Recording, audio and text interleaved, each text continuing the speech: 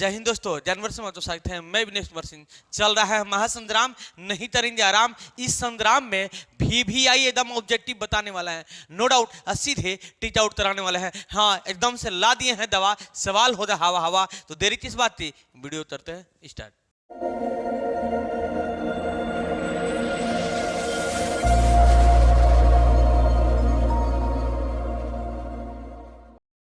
महासंग्राम का फर्स्ट प्रश्न जो ऑलरेडी आप लोग स्क्रीन पे दिखाई दे रहा है, ये सर जी 2011 में पूछ दिया, 12 में पूछ दिया, ये बोर्ड मॉडल प्रश्न है। अच्छा देख लेते हैं। चलिए, कह रहा है निम्न में से कौन परिमेय संख्या है? निम्न में से कौन परिमेय संख्या है? √2। ए सर जी √2 नहीं, √3। √3 बताइए, जब रूट से निकले जा तब ना परिमेय हो जा, तो रूट से तो निकले जा नहीं, क्योंकि 3 का वर्गमूल नहीं निकलता है। इसका मतलब यह आंसर होने वाला नहीं है। ऑप्शन नंबर बी तो देख लेते हैं। ऑप्शन नंबर बी में दे रहा है, क्या दे रहा है सर जी? 2 √2 बट्टा √2, यही तो दे रहा है। √2 से √2 कैंसिल हो जाएगा, 2। ये बताइए, यही ना परिमेय हो जा, क्योंकि बाई में 1 लगा सकते हैं, इसको परिमेय बना सकते हैं। तो हमारा राइट आंसर हो जा option number B. No doubt सीधे तरना हो जा, टीच आउट ला दिए हैं दवा, सवाल हो जा हवा हवा। सिर्फ पीने की जरूरत है ए सर जी, सिर्फ पढ़ने की जरूरत है। हाँ, जो बेहतर रिजल्ट बनाने के लिए बेहतर तरीका से मेहनत करने की जरूरत है, तभी तो बनेगा। चलिए नेक्स्ट प्रश्न देख लेते हैं। इसका राइट आंसर होने वाला था option number B, no doubt. सीधे करने वाले थे हम, टीच आउट। चलिए ऑप्शन में देख लेते हैं। ऑप्शन नंबर बी ही राइट आंसर दे रहा है। चलिए प्रश्न नंबर 2 को देखते हैं। नेक्स्ट प्रश्न जो ऑलरेडी आप लोग स्क्रीन पे दिखाई दे रहा है, देखिए यह 2013 में पूछा है, 2015 में भी पूछ दिया है, 2020 में भी पूछ दिया है, 2023 में भी पूछने का चांस है। एकदम से नहला पे दहला लगाने की जरूरत है। चलिए क्या दे रहा है, कह रहा है प्रश्न कह रहा है, 2 परिमेय संख्याओं के बीच अधिकतम कितनी परिमेय संख्या हो सकती है? 2 परिमेय संख्याओं के बीच अधिकतम कितनी परिमेय संख्या हो सकती है? जितना आप निकालिएगा उतना निकल जाएगा। इसका मतलब अनगिनत, लिमिट ही नहीं है। तो हमारा राइट आंसर होगा अनगिनत। चलिए ऑप्शन में देख लेते हैं। तो अनगिनत ऑप्शन नंबर डी में दे रहा है, नो डाउट। सीधे करना होगा, टीच आउट। चलिए नेक्स्ट प्रश्न तो देख लेते हैं। चलिए नेक्स्ट प्रश्न जो ऑलरेडी आप लोग स्क्रीन पे दिखाई दे रहा है, देखिए 2013 में पूछा है, 2020 में पूछा है, 23 में पूछने का चांस है। क्या कह रहा है? कह रहा है निम्नलिखित में कौन सी संख्या किसी घटना की प्रयोक्ता नहीं हो सकती? घटना की प्रयोक्ता नहीं हो सकती। कब घटना की प्रयोक्ता, कौन सी संख्या नहीं हो सकती, समझने की जरूरत है। देखिए जो प्रयोक्ता होता है 0 से बड़ा होता है और 1 से छोटा होता है, या 1 होता है।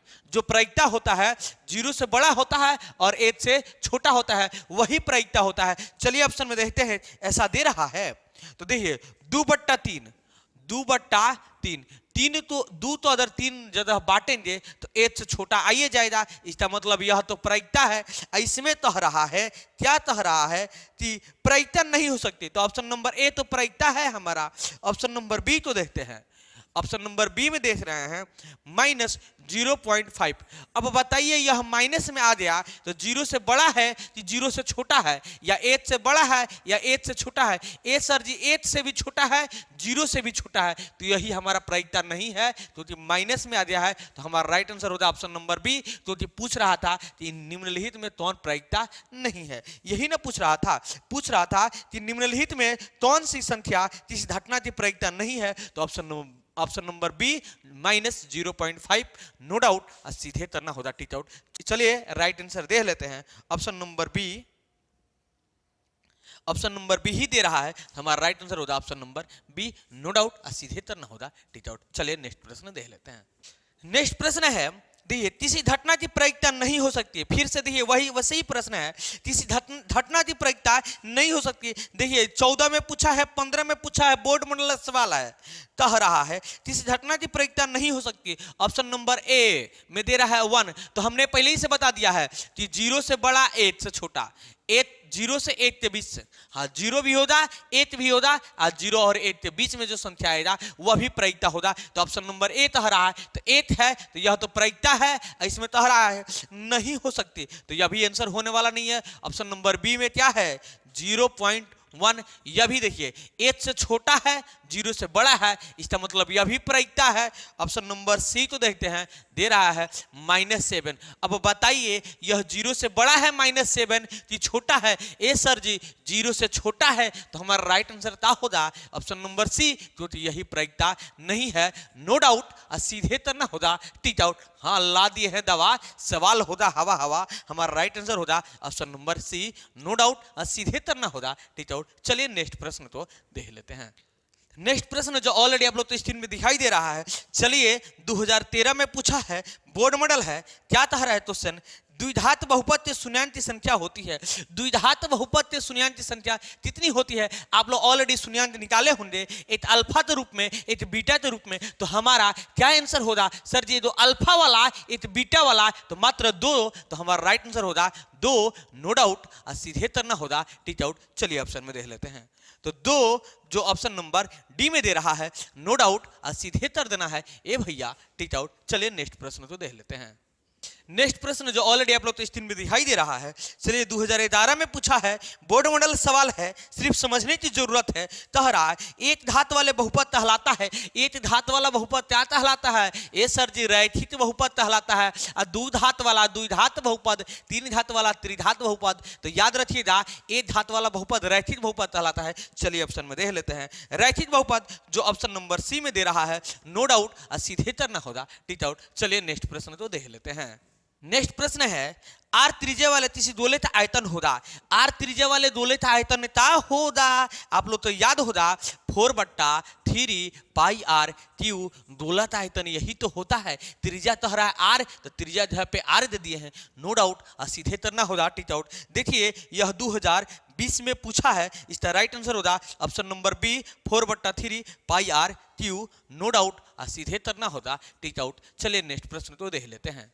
नेक्स्ट प्रश्न है जो ऑलरेडी आप लोग तो स्क्रीन पे दिखाई दे रहा है, चलिए 19-20 में पूछा है, 23 में पूछने का चांस है।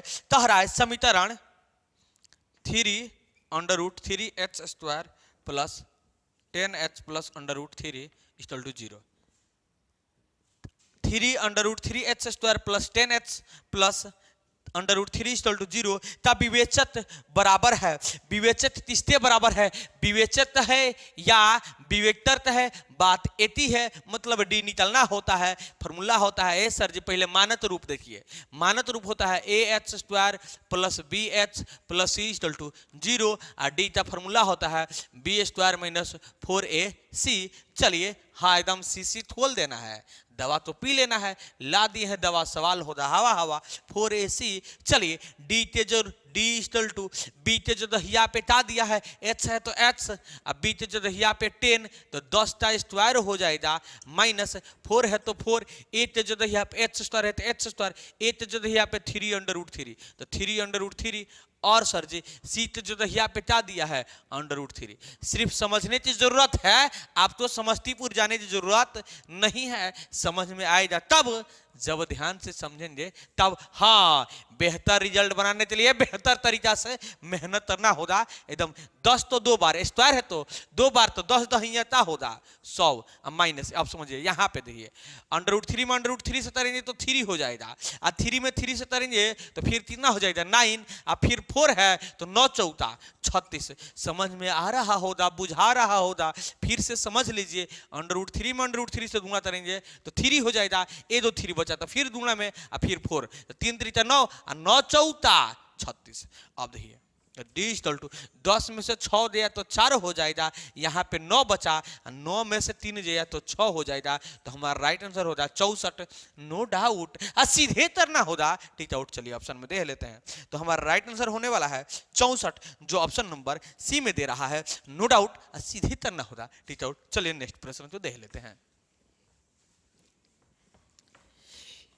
इस महासंग्राम में जो भी ऑब्जेक्टिव बताया जाएगा, नो ऑब्जेक्शन कराया जाएगा एकदम से, जो भी होगा बहुत इंपोर्टेंट प्रश्न होगा। चलिए सिर्फ देखने की जरूरत है, हाँ पढ़ने की जरूरत है, समझने की जरूरत है, आपको समस्तीपुर जाने की जरूरत नहीं है। कह रहा है सभी वृत्त होते हैं। सभी वृत्त क्या होते हैं? ये सर जी समरूप होते हैं। जिसका एते जैसा रूप वह होता है समरूप। तो सभी वृत्त का रूप क्या होता है? समरूप होता है। तो हमारा राइट आंसर क्या होगा? समरूप। चलिए ऑप्शन में देख लेते हैं। तो ऑप्शन नंबर ए में दे रहा है समरूप, नो डाउट। सीधे तरना होगा टीच आउट। चलिए जो ऑप्शन नंबर ए में दे रहा है। चलिए नेक्स्ट प्रश्न तो देख लेते हैं। चलिए चलते हैं नेक्स्ट प्रश्न पे। नेक्स्ट प्रश्न है वृत्त सबसे बड़ी जीवा होती है। चलिए बोर्ड मॉडल सवाल है, 2020 में पूछा है, वृत्त सबसे बड़ी जीवा होती है। एक वृत्त बना देते हैं, आप तो समझा देते हैं। चलिए यही ना है वृत्त है। चलिए इस सबसे बड़ी जीवा, यही देखिए, यही जीवा होता है। यह परिधि है, यह जीवा है। तो सबसे बड़ा जीवा यही न होगा जो केंद्र से होते गुजरेगा, जो परिधि तो दोनों तरफ छुएगा, केंद्र से गुजरेगा, तो वह क्या कहलाता है? व्यास कहलाता है। जो केंद्र से गुजरेगा, परिधि तो दोनों तरफ छुएगा, वह व्यास कहलाता है। तो हमारा राइट आंसर क्या होगा? व्यास। क्योंकि सबसे बड़ा जीवा क्या होता है? व्यास होता है, नो डाउट। सीधे तरना होता है टीच आउट। चलिए ऑप्शन में देख लेते हैं व्यास, जो ऑप्शन नंबर सी में दे रहा है, नो डाउट। ए भैया सीधे तरना होगा टीच आउट। अगर यह वीडियो आपके दिल को छू दिया है तो वीडियो तो लाइक कर दीजिएगा। इतना ही नहीं, हमारे चैनल पर नए होंगे तो चैनल तो सब्सक्राइब कर दीजिएगा। आप तो लगता होगा कि हमारे लिए इंपोर्टेंट है, तो अपने दोस्तों के पास शेयर भी जरूर कीजिएगा। आप भी पढ़िए, अपने दोस्तों पढ़ने का भी मौका इस प्लेटफॉर्म पे दीजिए, क्योंकि इस प्लेटफॉर्म पे कराया जाता है ऑब्जेक्टिव में नो ऑब्जेक्शन, नो डाउट, और सीधे क्या कराया जाता है टीच आउट। तब तक के लिए बाय बाय, टाटा, जय हिंद।